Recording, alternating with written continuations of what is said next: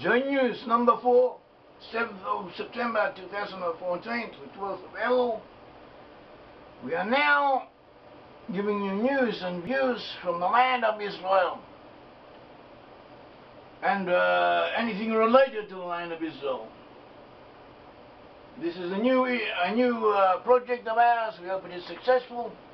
If you have any comments, please send them to us. Good or bad, we can take it all. And then all events on September the 4th, 2014, on Thursday I believe, there was a report that a 25-year-old African male in the UK, in Brit-Am, an African male, 25-year-old African male, recently converted to Islam, he cut off the head of a little old lady. He cut off the head of 82-year-old Palmyra Silva, veteran resident of the UK but originally from Italy. He cut off her head, and we saw pictures of the neighbours looking on at the results afterwards. Most of the neighbours seem to be Muslim and or of a similar affiliation, and it could be part of an ethnic cleansing movement or tendency in that region. There was no previous contact between the two. As far as we know, the victim and the perpetrator were unknown to each other previous to the incident. It was said, detectives said there was no suggestion the killing had a terrorist motive. So what motive did it have? Another item, Israel-Palestinian flags flying in divided Belfast. Belfast is the capital of Ulster. Ulster is divided between the Catholics and Protestants, who are quarrelling over who is the rightful, who are the rightful residents of the region.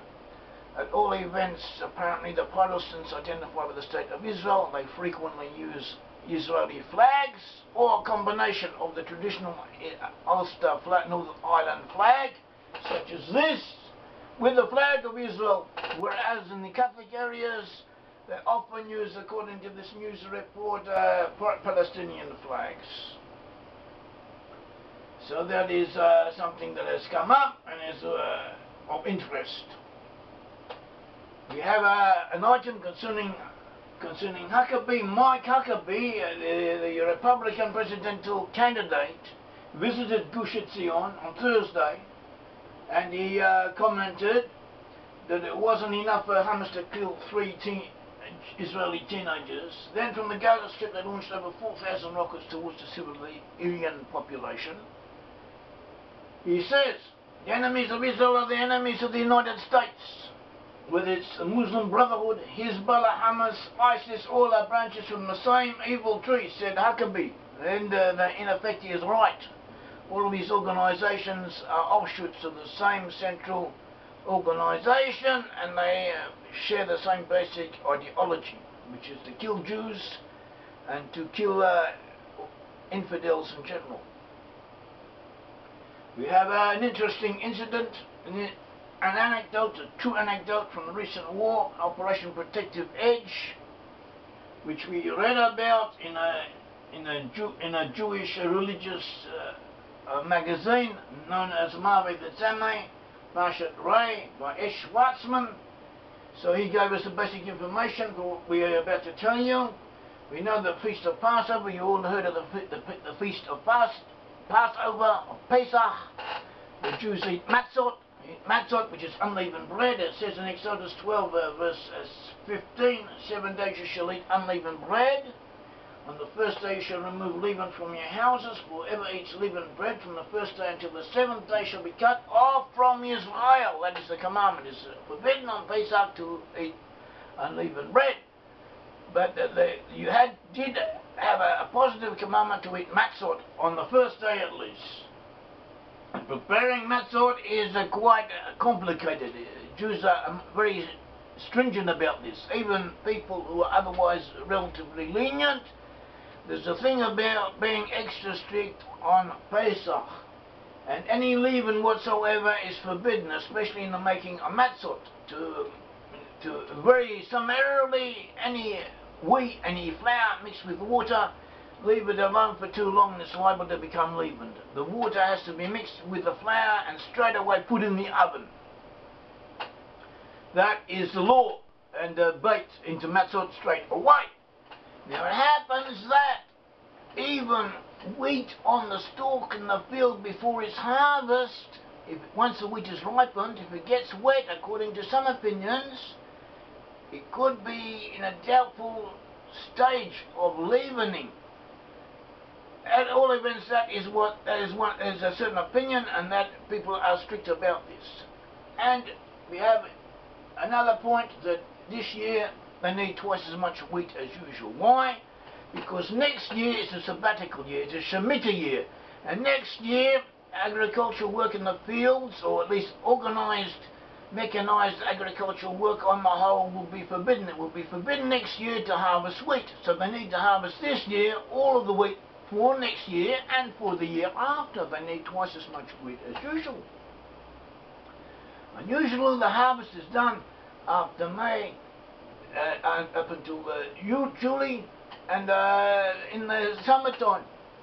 But this year there were light rains, there were showers and unexpected rain and dampness in May, and a lot of the wheat in the field was placed in a doubtful situation. It was a problem if it could be used. So those ultra-Orthodox producers of matzot, they looked all over the land of Israel for wheat that had not been so affected, and they found that in Jewish settlements bordering the Gaza Strip, they had not received rain there, and the wheat that was in the field was suitable. So they went to the area, they bought the wheat, they arranged for it to be harvested, and they were adamant that it should be harvested straight away as soon as possible. So the harvesting was done, despite the fact that the war, Operation Protective Edge, broke out, with rockets falling all over the place, troops moving in and out and so on. Doesn't matter, they finished off the harvest and took away the wheat. And they got their wheat under supervision. So that was the first stage. It was the first thing. Another thing is that we had a news item shortly afterwards about tunnel infiltration thwarted near Kibbutz Sufa. What happened? There was an attempt by 13 Palestinian terrorists who had penetrated Israel through a tunnel. They had come up on the Israeli side of the border at dawn, and they were lying out there in the open, and they were spotted. They attempted to go back, and then Israeli aircraft and Israeli forces took care of them. And it transpired that the plan of these terrorists, they had come armed and prepared and so on with all the necessary equipment to penetrate Kibbutz Sufa, kill as many as possible, and possibly take captives back with them. They value captives as much as they like to kill Jews. And this had been thwarted by them being spotted lying out in the open. So the question is, what were they doing? What happened? So Iranian intelligence tells us that they expected the area to be covered by a wheat field.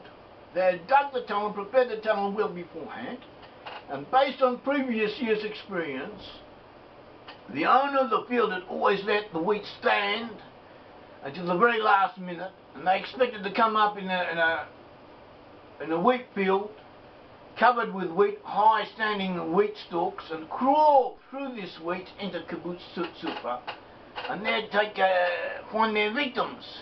But they'd come up and they found no wheat there because the wheat had been taken away, been harvested, had been left exposed in the open ground, and they tried to backtrack. The Israelis caught them. And if the Orthodox Jews had not been so explicit and so demanding and so earnest about wanting to harvest the wheat as soon as possible, despite everything, we don't know what might have happened. So this is an example of divine providence, and we should always look out for these kind of things, because God looks after us, God looks after anyone who believes in Him, prays to Him, and does as well as they should do, or can do. Another point of interest that we have is concerning the terrorist state ISIS It has control of Syrian oil fields and Syrian oil apparatus, and it is selling oil to EU states.